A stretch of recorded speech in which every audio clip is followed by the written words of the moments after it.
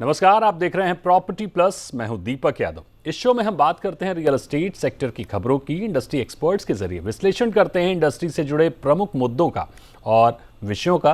तो रुक करते हैं आज के शो का, लेकिन सबसे पहले बात बुलेट पॉइंट्स की। देश के टॉप 8 शहरों में जनवरी से सितंबर के बीच 68 मेगा लैंड डील्स हुई। 1656 एकड़ से अधिक हुए सौदे।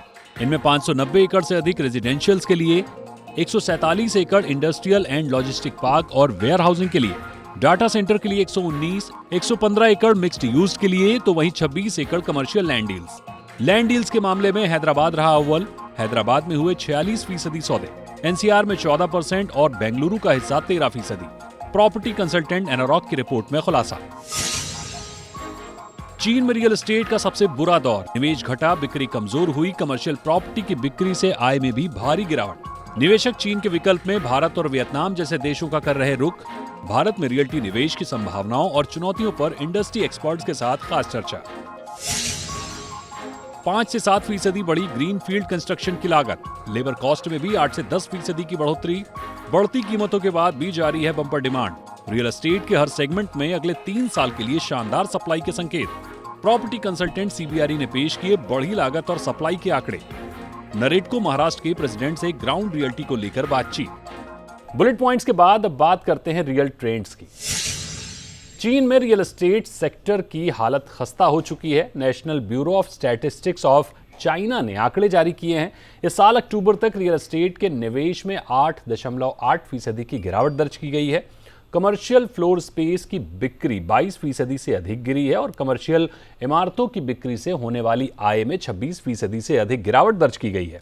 उसके विपरीत भारत के रियल एस्टेट सेक्टर में फिर से एक नई जान आई है। दशकों के रिकॉर्ड टूट रहे हैं।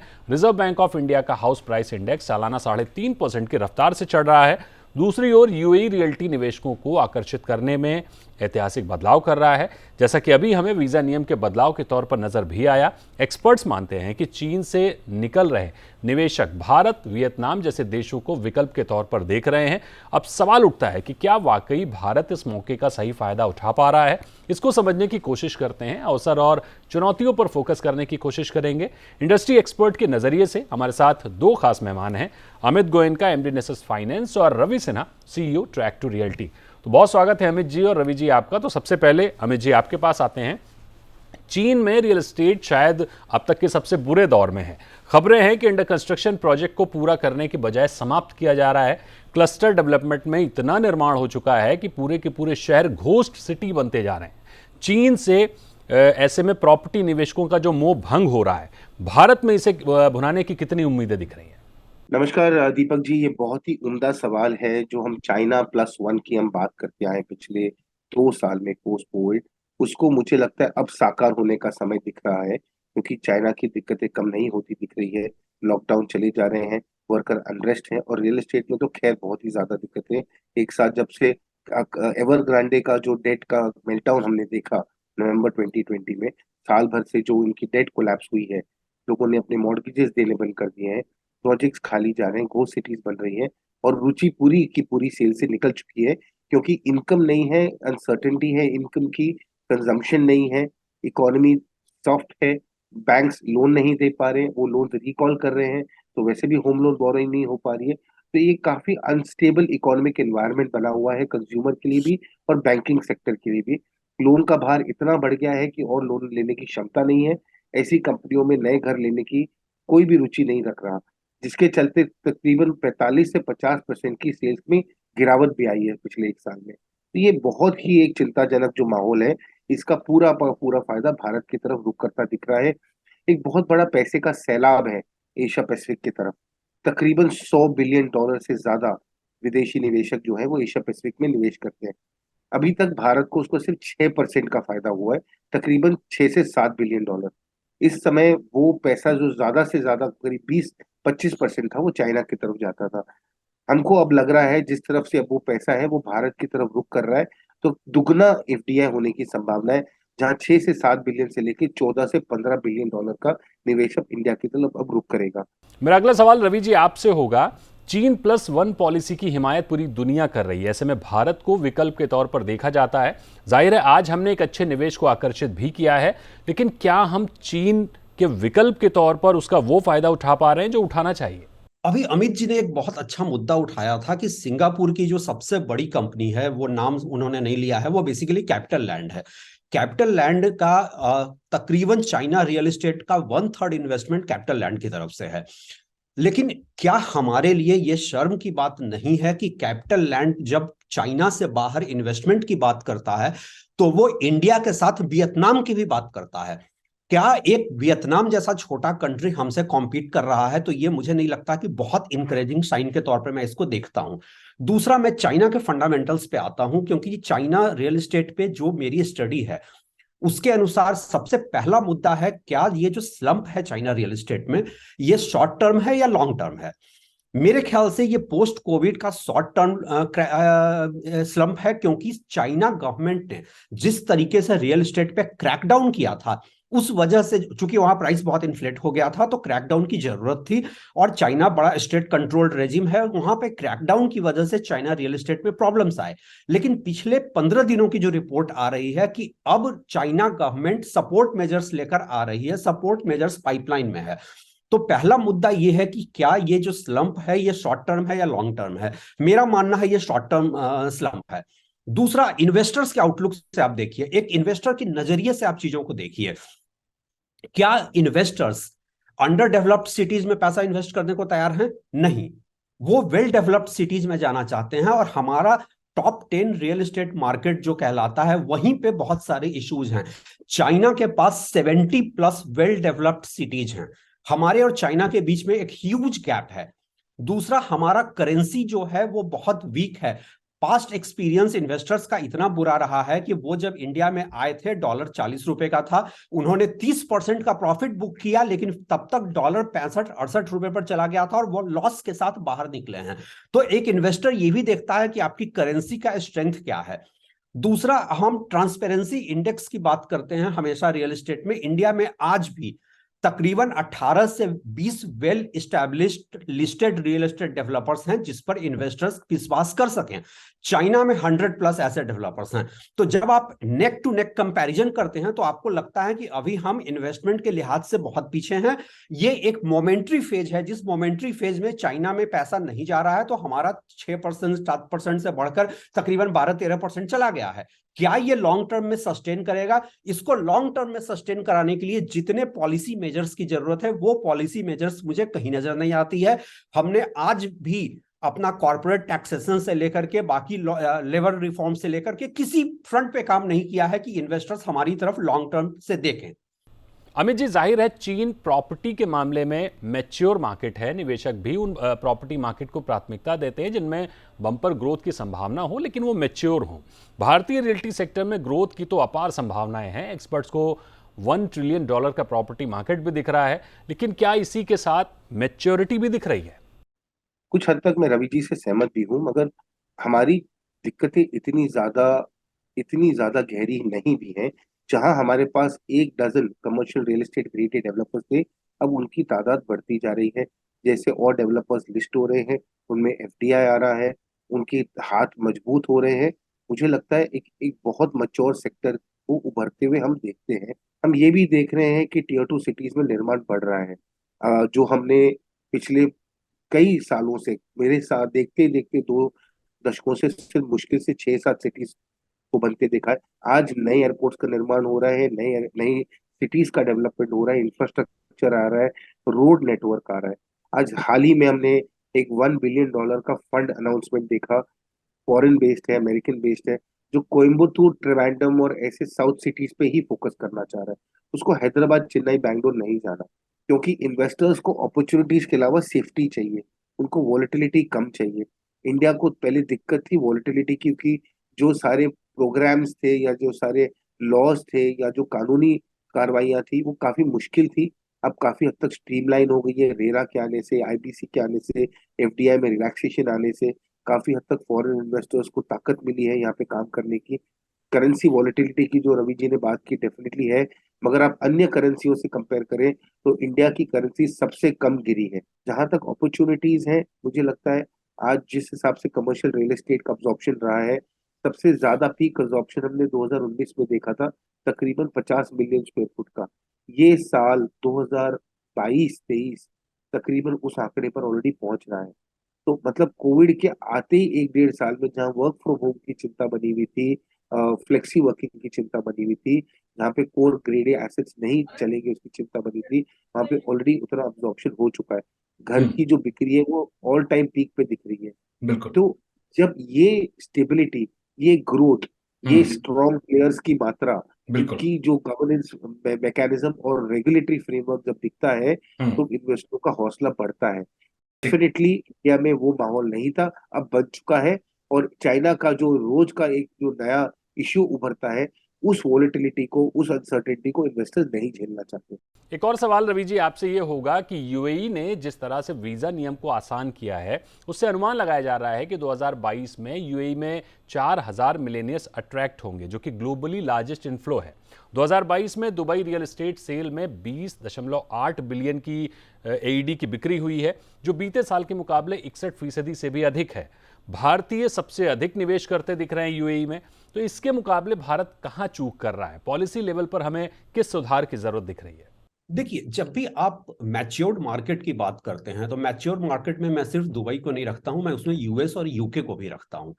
इनका जो डेवलपमेंट है ये कोई वन डे फिनोमेना नहीं है। आज हमारा टॉप 8 सिटीज की जो हम बात करते हैं वो बेसिकली सोडा बॉटल सिंड्रोम है। आप उसमें ठूंसते जा रहे हैं जब तक वो ब्लास्ट नहीं कर जाए। आपको अगर इन्वेस्टर्स को इनवाइट करना है तो आपके पास एक ब्लूप्रिंट तो होना चाहिए कि आप नए शहरों को कैसे डेवलप करेंगे। इंडिया का कॉर्पोरेट टैक्स जो है आज भी वियतनाम और बाकी जो कंट्रीज ज्यादा बिजनेस ले जा रही हैं उनसे बहुत हाई है। हमारा कॉर्पोरेट टैक्स जो है 18% से नीचे लाना पड़ेगा। हमारे यहाँ टैक्सेशन, जीएसटी वगैरह जो है वो बहुत ही वेग है। एक इन्वेस्टर को जो ट्रांसपेरेंसी चाहिए वो ट्रांसपेरेंसी उसको नहीं मिल रहा है। हमारे यहाँ लेबर रिफॉर्म्स पे आज तक काम नहीं हुए हैं। हमारे यहाँ आज तक आप देखिए, ईज ऑफ डूइंग बिजनेस की भी बात होती है तो हम सिर्फ दिल्ली और मुंबई जैसे 2 शहरों को कैलकुलेशन में ले रहे हैं। आप बाकी शहरों में जाकर उनकी ग्राउंड रियलिटीज देखिए, आप अपना ट्रांसपेरेंसी इंडेक्स देखिए। तो हमें कई लेवल पे काम करना होगा, पॉलिसी के लेवल पर काम करना होगा, डेवलपर के एंड पे एक रिफॉर्म्स की जरूरत है।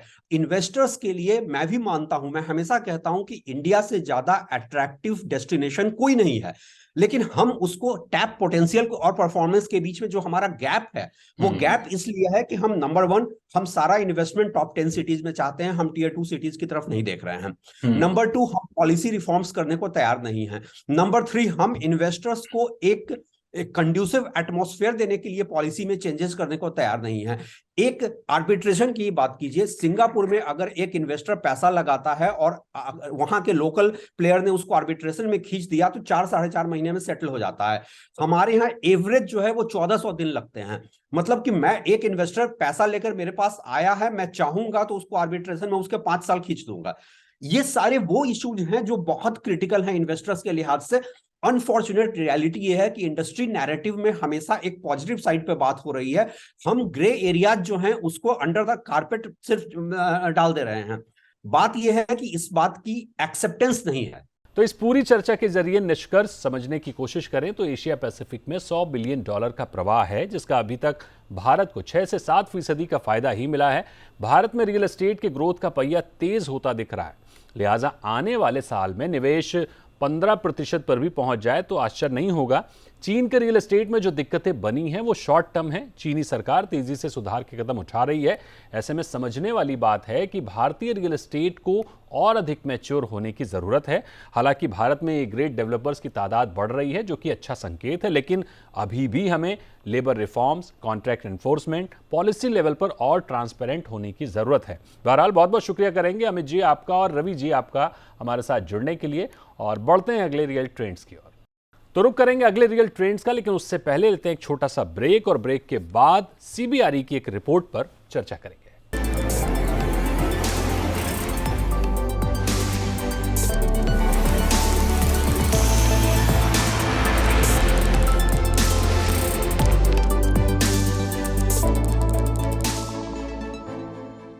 Welcome back. आप देख रहे हैं प्रॉपर्टी प्लस और आज प्रॉपर्टी प्लस में हम बात कर रहे थे कि किस तरह से जो चीन का रियल एस्टेट मार्केट है वो जो बुरे दौर से गुजर रहा है उसका फायदा हम कैसे उठा सकते हैं। निवेशक अगर उनका मोह भंग हो रहा है चीन से तो हम किस तरह से विकल्प के तौर पर उठ सकते हैं, क्या अपॉर्चुनिटीज हैं और क्या चुनौतियां, उन पर तो हमने बात की। लेकिन अब चलते हैं सीबीआरई की एक रिपोर्ट की तरफ। प्रॉपर्टी कंसल्टेंट फर्म सीबीआरई ने एक रिपोर्ट जारी की है जिसमें निर्माण लागत, सप्लाई समेत कई इंपॉर्टेंट पॉइंट्स का जिक्र है। Project management 2.2 driving value in the new normal era के नाम से जारी इस रिपोर्ट में कहा गया है कि 2022 की तीसरी तिमाही में ग्रीन फील्ड कंस्ट्रक्शन की लागत में 5 से 7% का इजाफा हुआ है। लेबर कॉस्ट 8 से 10% बढ़ी है। रेनफोर्समेंट स्टील की लागत 20% तक बढ़ी थी, लेकिन इसमें 14% का सुधार हुआ है। इसके बाद भी बंपर मांग बनी हुई है, लिहाजा 2023 में भी हर सेगमेंट में सप्लाई को लेकर मजबूत पाइपलाइन देखने को मिल रही है। इस रिपोर्ट पर मैंने बात की डेवलपर्स की युवा इंडस्ट्री बॉडी नरेटको नेक्स्ट जेन के महाराष्ट्र प्रेसिडेंट प्रतीक कटारिया से। आपको भी सुनाते हैं पूरी बातचीत। सीबीआरई की रिपोर्ट आपने पूरी पढ़ी और उसमें क्या कुछ आपको लग रहा है, क्योंकि उन्होंने कंस्ट्रक्शन कॉस्ट बढ़ने का जिक्र किया है, जाहिर सी बात है उसका पूरा इम्पैक्ट प्रॉपर्टी मार्केट पर पड़ेगा, होम बायर्स के ऊपर इम्पैक्ट पड़ेगा, घर महंगे होंगे। तो क्या वजह है कंस्ट्रक्शन कॉस्ट बढ़ने की? आप इस रिपोर्ट को पहले कैसे देखते हैं? कंस्ट्रक्शन कॉस्ट यूजुअली बहुत सारे फैक्टर्स होते हैं जिससे कनेक्टेड होता है। मैन्युफैक्चरिंग प्रोसेसेस इन्वॉल्व होते हैं, काफ़ी सारे लॉजिस्टिक्स इन्वॉल्व होते हैं। हमको एक बिल्डिंग बनाने को देयर आर वेरियस मटेरियल्स जिनकी हमको मदद लगती है। एंड कंसिडरिंग अभी एलोंगेटेड वॉर जो हो गई है between Russia and Ukraine, and उसकी इफ़ेक्ट जो होती है वो फ्यूल प्राइसेस पे होती है। And every manufacturing, most of the manufacturing companies use fuel. So in that regard हमको ऐसे इन रिपोर्ट से ऐसे लगता है the raw material prices are going to increase further, because we अभी तक ऐसे संकेत नहीं आए कि ये वॉर बहुत जल्द एंड होने वाली है। That is number one. Inflation थोड़ा बढ़ रहा है, which is also a good sign. Eventually everyone, the appraisals would be there for everyone, सबके पास डिस्पोजेबल इनकम भी होगी। But then at that point of time महंगाई भी बढ़ रही है।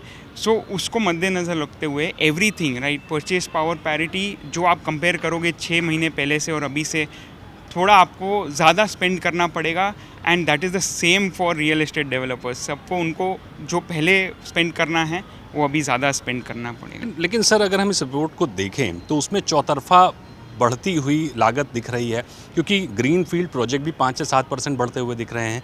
लेबर कॉस्ट 8 से 10% बढ़ती हुई दिख रही है। उसके अलावा कंस्ट्रक्शन कॉस्ट ऑलरेडी बढ़ी हुई है। तो ओवरऑल हम देखें तो चारों तरफ से ये जो कॉस्ट बढ़ रही है, क्या इसको सीधे सीधे होम बायर्स पे ट्रांसफ़र नहीं किया जाएगा? और आप उस चीज़ को कैसे एब्जॉर्ब करने की कोशिश करेंगे, क्योंकि काफ़ी लंबे समय के बाद अब रियल एस्टेट मार्केट स्थिर हुआ है या बढ़ता हुआ दिख रहा है। ऐसे में ये जो लागत बढ़ने के बाद घर महंगे होंगे, क्या इसका इम्पैक्ट सेल पर नहीं आएगा? क्या इसको एब्जॉर्ब करने की कोशिश आप लोग नहीं करेंगे? एब्जॉर्प्शन में ऐसा है कि जो आपके लैंड प्राइसेस भी बढ़ रहे हैं। जब भी हम एक प्रोजेक्ट लेने जाते हैं, at that point of time जो हमको प्रोजेक्ट वो लैंड दे रहे हैं, be it redevelopers of the members और द सोसाइटी या एक कंज्यूमर जिसको मतलब अपने लिक्विडेट करना है, वो भी अभी बढ़ रहा है। तो ऐसे मामले में when the taxes are also going high, we are looking at bearing GSTs in. GST का ऑल्सो एक इम्पैक्ट आने वाला है many of the real estate products पे। सो ऐसे केस में पूरा for the developer to take it inside it's difficult. नहीं तो बाद में बिल्डिंग कंप्लीट ही नहीं होगी, कैश फ्लोज अफेक्ट हो जाएंगे डेवलपर्स के। ऐसे केस में इट इज़ बाउंड के जो 5-7% का जो इंक्रीज़ आता है, आपका एक प्रोजेक्ट जो है वो कंप्लीट करने के लिए वो 5-7% का इंक्रीज़ करना बहुत ज़रूरी है। इस रिपोर्ट में एक और जो अहम बात हमने देखी है कि लेबर कॉस्ट जो 8 से 10% बढ़ी है, उसमें डिस्क्राइब ये किया गया है कि आफ्टर कोविड एक अच्छा पेमेंट मिल रहा है लेबर को।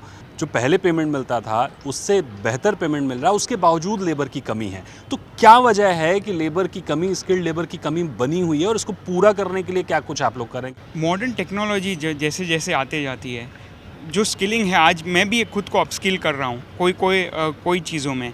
सो जब भी मॉडर्न टेक्नोलॉजी आ जाती है, कंस्ट्रक्शन टेक्निक नई आ जाती है, तो उसको रिफ़ाइन करने में एक लेबर को थोड़ा टाइम जाता है। एंड ऑब्वियसली जो अपस्किलिंग हम कर रहे हैं as in NAREDCO with the help of government of India, वो अभी बहुत वाइटल है। स्किल आज करेंगे तो 1 साल बाद उसका 1 या 1.5 साल बाद हम उसका will get to know benefit of everything.